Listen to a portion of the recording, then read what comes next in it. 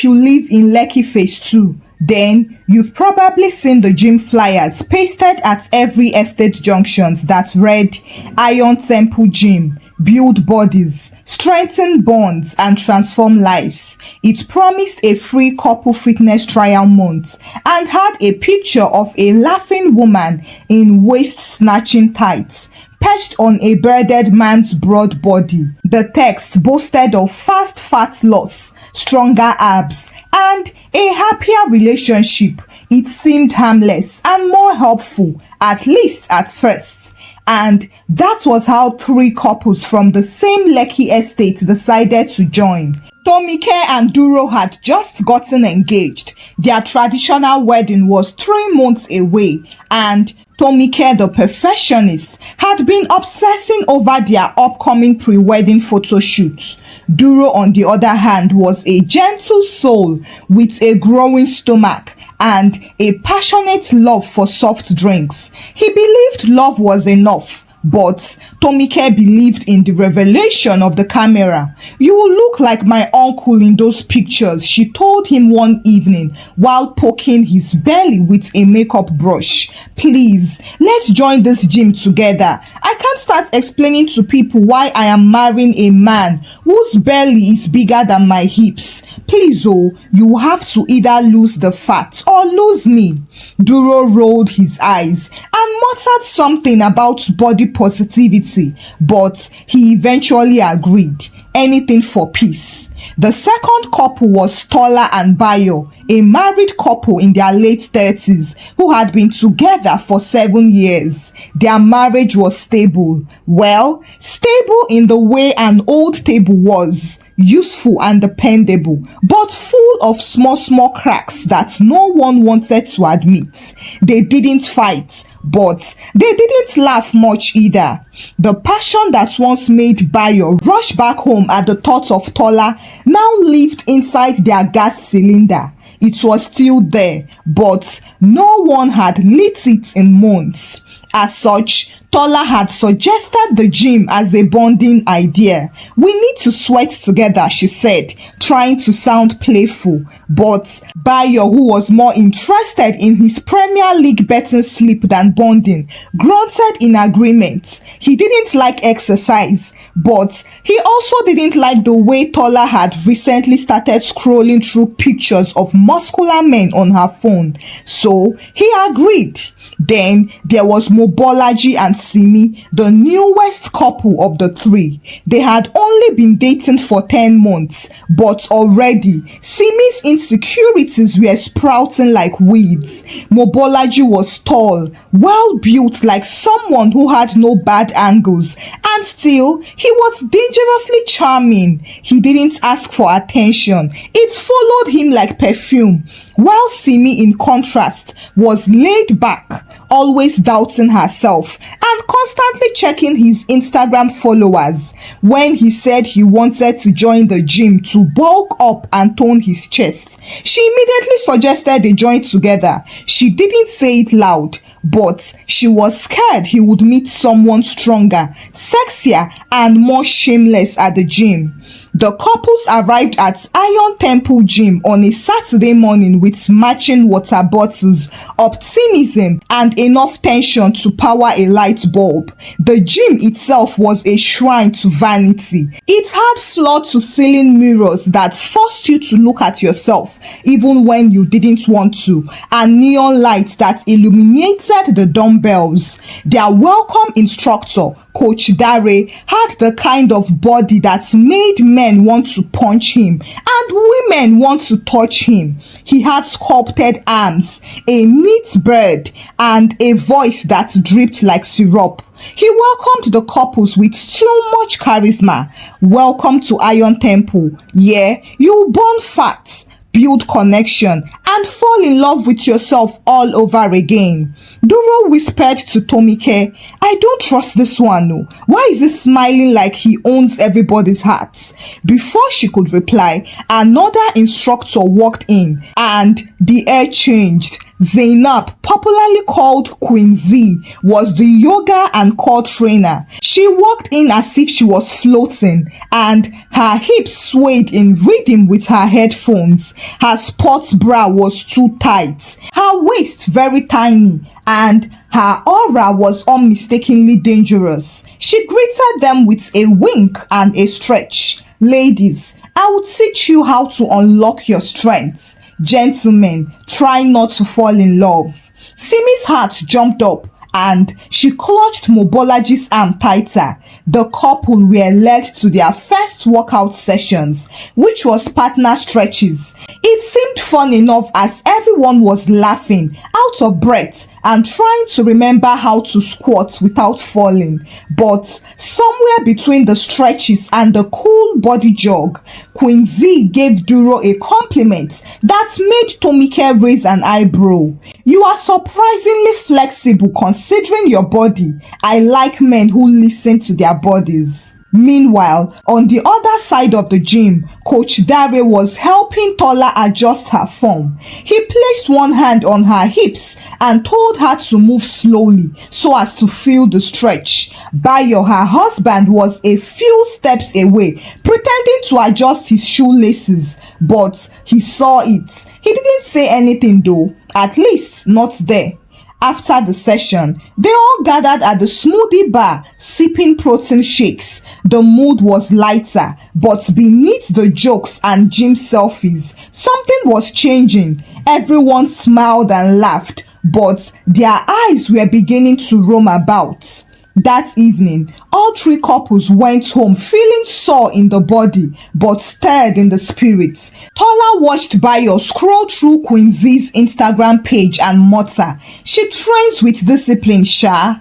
Tomike found a gym towel in Duro's bag that didn't belong to him, while Simi opened Mobolaji's phone and saw that he had followed a girl named @Riri_Snatch Queen just 15 minutes after the gym ended. And just like that, the gym that was supposed to build bodies and strengthen bonds was looking like it would do the opposite to their relationships. By the second week, Iron Temple Gym had wrapped itself tightly around the lives of Tomike, Duro, Tola, Bayo, Simi, and Mobolaji. What started off as a simple pursuit of fitness was quickly turning into something else entirely, an obsession, an escape, and seduction. Their morning routine gradually changed. Duro, who once grumbled when Tomike asked him to fetch water from the fridge early in the morning, now woke up before her, laced his running shoes, and sprayed his perfume before going to the gym. Tomike was getting uncomfortable about it, but she said nothing. Meanwhile, Queen Z had started hosting her own special core stretches session at 7 p.m. It wasn't in the general schedule and only the loyal clients were invited. Duro, as it turned out, had received a special invite from her. When Tomike raised her brow, he reassured her, "Don't overthink it. It's just stretching." "Stretching what exactly?" she muttered under her breath. In another corner of the estate, Tola and Bayo had begun to drift without even realizing it. Tola now found herself lingering alone at the gym longer than necessary. Her new favorite machine was not a treadmill, but the lat pull down because it was conveniently close to where Coach Dare trained his clients. Coach Dare had taken a particular interest in her form. He said she had the potential to build an elegant back, and Tola had blushed like a schoolgirl in love. After their sessions, they often chatted by the water dispenser. Coach Dare would ask questions Bayo hadn't asked her in years. "What music do you like? What's your favorite cheat meal? Who were you before you became someone's wife?" See, this last question hit her harder than she expected. She didn't answer that day, but it echoed in her mind later that night as she lay beside Bayo, who was already asleep and snoring. As for Simi, she had become the unofficial detective of the group. Every night, after her sessions with Mobolaji, she would go home and comb through his social media activity. She noticed he was now following new women who looked like gym mannequins with wide hips, but one particular account caught her eye. At Riri_snatch queen again. Riri was a fitness coach in quotes with no certificates. Her page was a catalog of tightly cropped photos with her face barely visible and her hips very much present. Simi noticed that Mobolaji had liked more than 5 of her posts, left a fire emoji under one, and DM'd her a simple "Where do you train?" When Simi confronted her, he laughed as if she accused him of stealing the moon. Babe, relax. It's just social media. I follow everybody. Do you also follow me with the same excitement? Simi snapped. It's not that deep. Yes, it was that deep. She knew it, but he didn't. One evening, all 3 couples crossed paths at the gym for the first time that week, and it was awkward. There were too many half smiles and dry jokes. Duro hugged Tomike too loosely. Shade glared at Mobolaji's phone the entire time, while Tola came in wearing a new pair of very tight leggings she didn't tell Bayo she had bought, and Bayo noticed Coach Dare give her a wink. They all knew something had changed, but no one dared to say it yet, and so they all left pretending they didn't notice a thing. But in the parking lot, as Tomike turned to put her water bottle in the car, she saw something shocking. Behind a tinted gym window, Queen Z was filming a video. Those her usual seductive yoga content. Well, it wasn't strange. Only that the man in the background holding the camera for her and laughing shamelessly was Duro. Tomike blinked, hoping her eyes were deceiving her, but they weren't. It was indeed Duro, her own fiancé, the same man who said he had late evening spin class and told her not to worry, was sweating and smiling at a woman's back. She didn't confront him immediately. Instead, she got into the car, shut the door slowly, and held the steering wheel for 10 minutes in silence. Her fingers were shaking and her thoughts were loud. Was he cheating? Was it just a video? But why was he even inside the yoga room in the first place? At home that night, she cooked dinner as if nothing happened. She served him and watched him eat like an innocent goat. How was Jim? She asked, pretending not to know. Mad session. The coach drilled us really hard.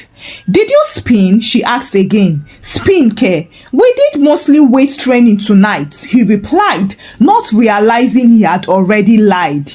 Tomike smiled to herself and nodded, but now she knew she could no longer trust the man eating in front of her. That night, she didn't sleep well. She kept hearing Queen Z's voice in her head, trying not to fall in love. Meanwhile, Simi was fighting her own battles too. The more she tried to stay calm, the more things started getting suspicious. Mobolaji had changed. Not small change, big change. He was now spending longer hours at the gym than even the gym instructors themselves. He would shower at the gym instead of at home, and he even started locking his phone. One day, she saw a WhatsApp chat pop up briefly on his phone. It was from Riri Love. I miss your hands on my waist. Simi's chest scattered that day. However, she didn't talk or scream. She just took screenshots with her phone and waited. Then, she created a fake Instagram account and followed Riri. But what she saw made her heart drop. Riri posted a video at a smoothie bar, laughing with a man whose face was slightly hidden. But Simi recognized Mobolaji's wristwatch, the same one she bought for his birthday. It's him, oh! That was it. She didn't wait again.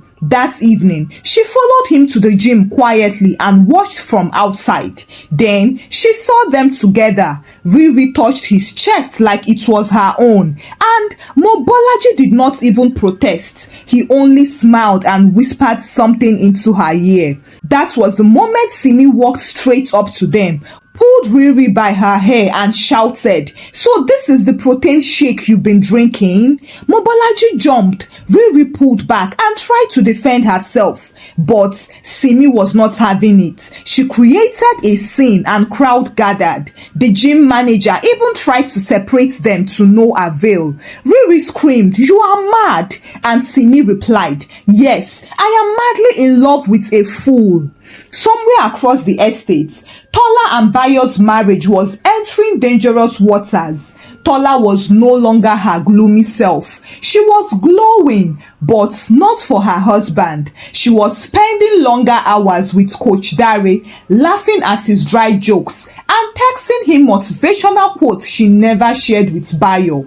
One evening, Bayo decided to surprise her. He arrived at the gym earlier than usual. When he entered quietly, he heard laughter from the instructor's office. The door was slightly open, so he peeped in, and there was Tola sitting on Dare's desk with her hand on his arm, giggling like a teenager. Dare was whispering something, and Tola said, "Stop, Joe," and then she playfully pushed his chest. That push stabbed Bayo in the chest like a hot knife. He didn't enter. He turned, walked out, and went straight to his car. For the first time in his marriage, he cried. Bayo, a full-grown man with bird and builder's body, cried in silence. The gym had stolen something from him, or maybe he had allowed it to go.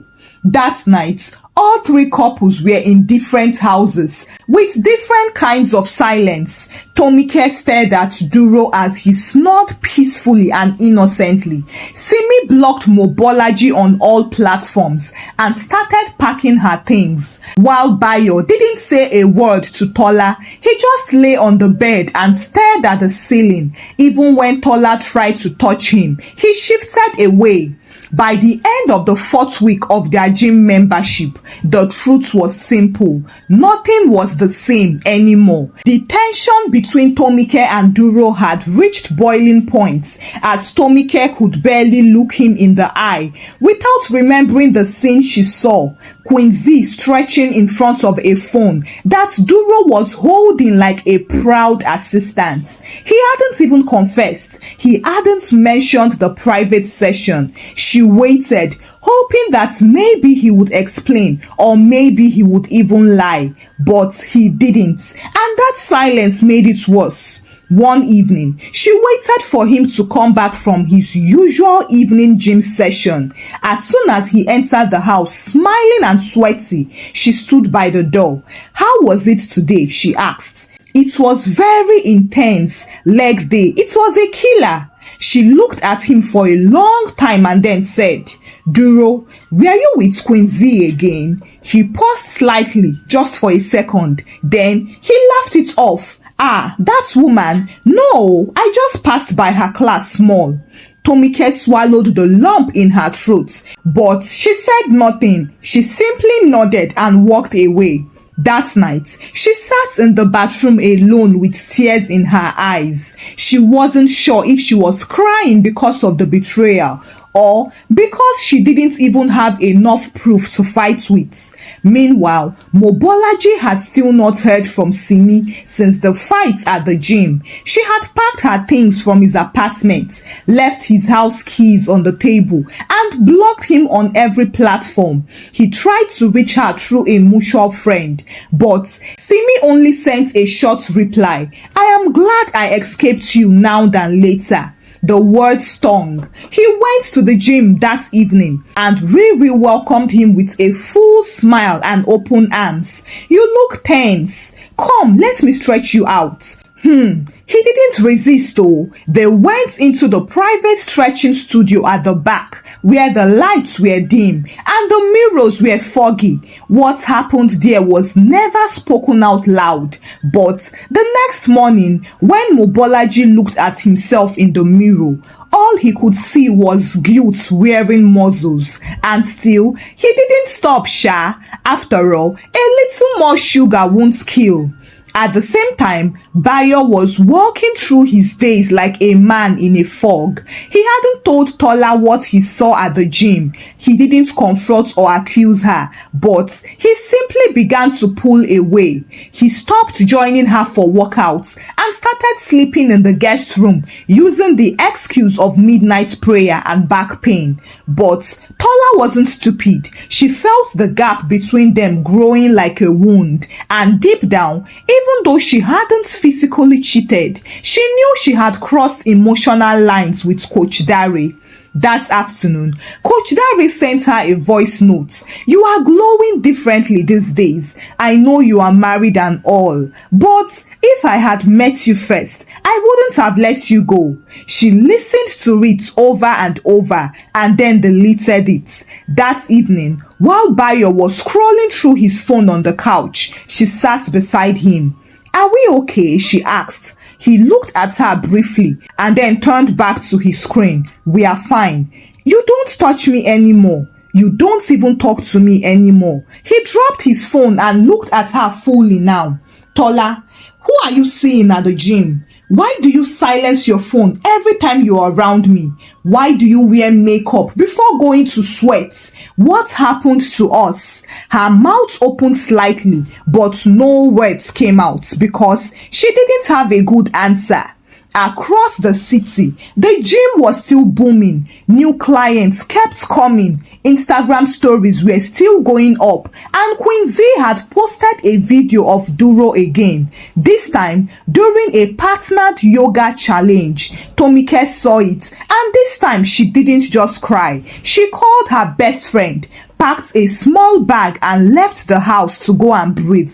Not because she had confirmed the affair, but because she no longer needed confirmation. Sometimes it's not the lie that breaks you, it's the way someone looks you in the eye and keeps pretending like nothing is wrong. And then one day, all their secrets came out in the open in the least expected way. It started with a phone thief. A small-time hustler named Uche used to clean equipment at Iron Temple Gym. He wasn't officially a staff, just one of those boys who hung around doing odd jobs in exchange for exposure. One evening, while cleaning the back hallway near the staff locker room, Uche found a forgotten phone charging behind the smoothie counter. It belonged to Queen Z. He didn't mean to snoop at first. He only wanted to find the owner. But when he saw a message flash on the screen that said, "Still thinking about last night. You are bad, oh." His curiosity swallowed his sense. He clicked into her gallery, then her WhatsApp, and what he found there could scatter marriages in a second. Z had recordings, voice notes, pictures and screenshots, mostly of herself, but in several of them, there were men, married men, men in the gym, men she had trained, touched, stretched and seduced. Some of the messages had names, some were saved with emojis, but the messages were clear. There was one from Duro: "Can we keep this between us? My babe suspects something already." Another one from Bayo. Yes, Bayo, the married Bayo. "I can't stop thinking about you, Z. You make me feel alive again." Uche didn't know most of these men personally, but he recognized a few faces, and more importantly, he saw the chats where Queen Z forwarded a video to Coach Dare and captioned it, "Another one bites the dust," with a laughing emoji. Uche was angry that these people had so much drama, angry that they disrespected their partners, and more importantly, angry that no one had ever given him a free smoothie. Rather, they always looked condescendingly at him. So he did what many angry, jobless Lagos boys would do. He leaked it. By the next morning, the messages were on Twitter, screenshotted and posted anonymously with the caption, "This gym in Lekki is where married men and women go to train body and lose their homes. Read the chats. Don't say I didn't warn you." It exploded within hours. Bloggers picked it up. WhatsApp groups were boiling. TikTok creators began dramatizing the voice notes, and some even made comedy skits with it. Iron Temple Gym became a trend, but for the wrong reasons. Photos from Queen Z's gallery were included with blurred faces, yes, but they were still recognizable if you knew the person well. So Tomike knew. She saw the clip of Duro behind Queen Z doing what looked like assisted back stretches, except that it didn't look like stretching at all. Her hands were on his thighs and his hands were too close to her waist. Simi also saw the leak. She had been healing slowly, spending time with her cousins in Surulere. But when she saw Mobolaji's name trending under the topic, Gym Goats of the Year, she knew it was over for good. Riry's voice notes had been leaked too. If he wants to bench press me, he better put the ring first. It was said as a joke, but everyone knew she was serious. As for Tola, she didn't know whether to cry or laugh. Bayo had not said a word to her since the leak, but she knew he had seen it. However, the one thing that left her shattered in her own shame was that Bayo wasn't exactly innocent either. While Tola was busy forming emotional chemistry with Coach Dare, Bayo had been getting physical with someone else entirely, Queen Z. She just sat on the toilet floor in silence and disbelief. Theirs was worse because it was two betrayals in one marriage. She had thought she was the only one drowning in guilt, but Bayo had already built a whole underwater swimming pool. They were both cheating in different ways.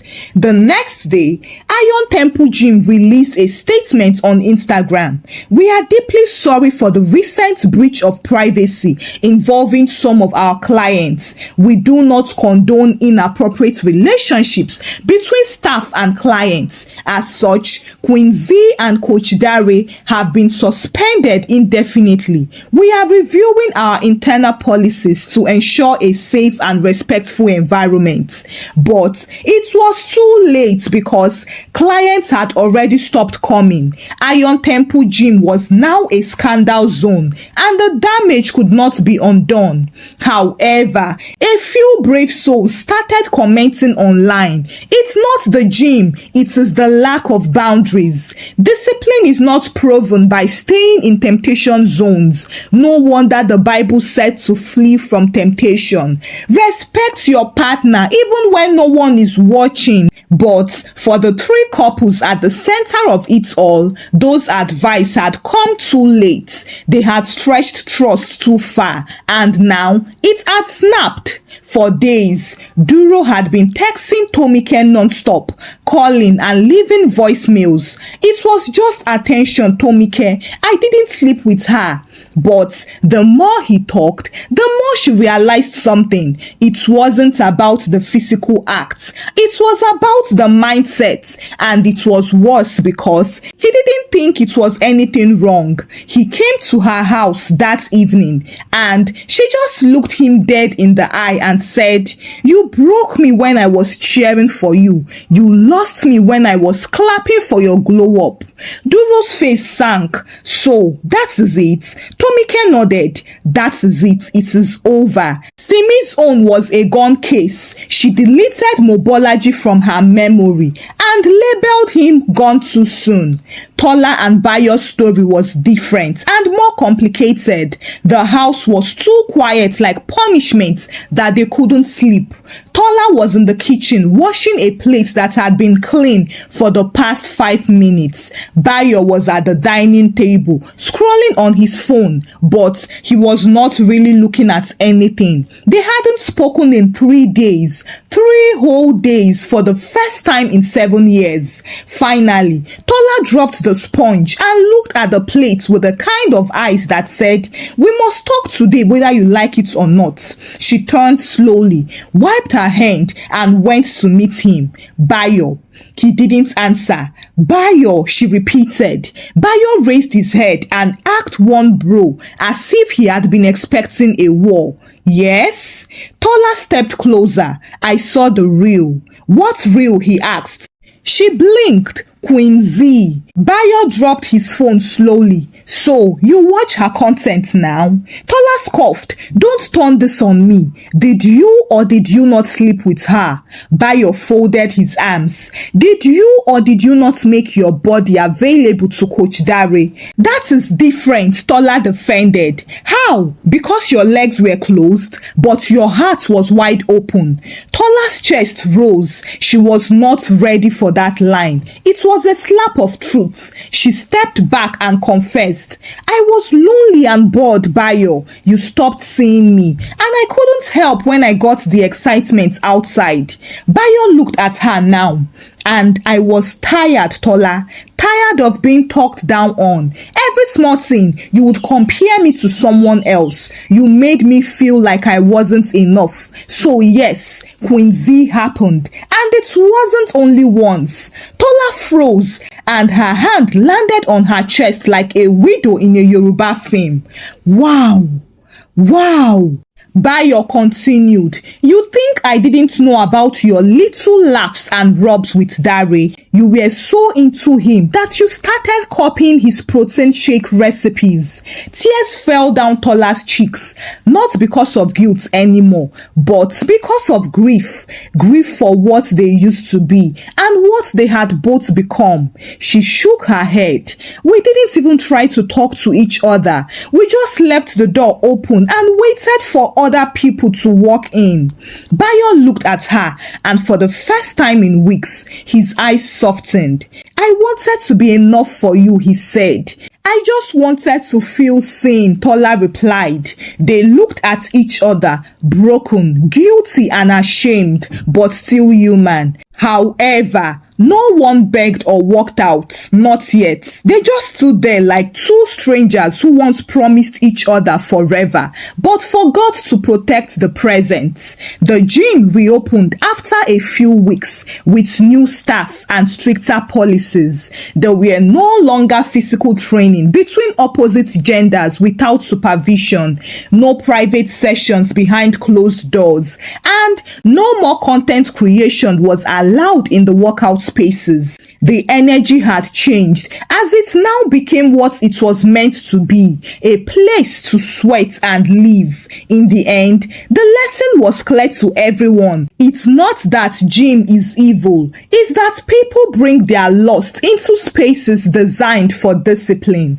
And sometimes, when the environment is full of temptation, it takes more than just good intentions to stay faithful. It takes boundaries and distance, because love shouldn't just be about who you kiss. It is also about who you avoid, out of respect for the person waiting for you at home. Hi besties, thank you for watching till the end. Today is the birthday of one of us, so please, let's take a time out to wish Victoria a very happy birthday and also say a sincere prayer for her as she starts a new year. Happy birthday, Victoria. May lines fall in pleasant places for you, and may God grant you all your heart's desires. We love you. So besties, I would love to hear from you. Have you had any weird gym experience before? Going by the scandal surrounding gyms, who would you blame? The instructors, the clients, or the gym itself? Kindly share your thoughts below in the comment section. Give the story a thumbs up, share the story out with your loved ones, and subscribe to this channel if you've not done so by now. Until I bring another story your way. Bye!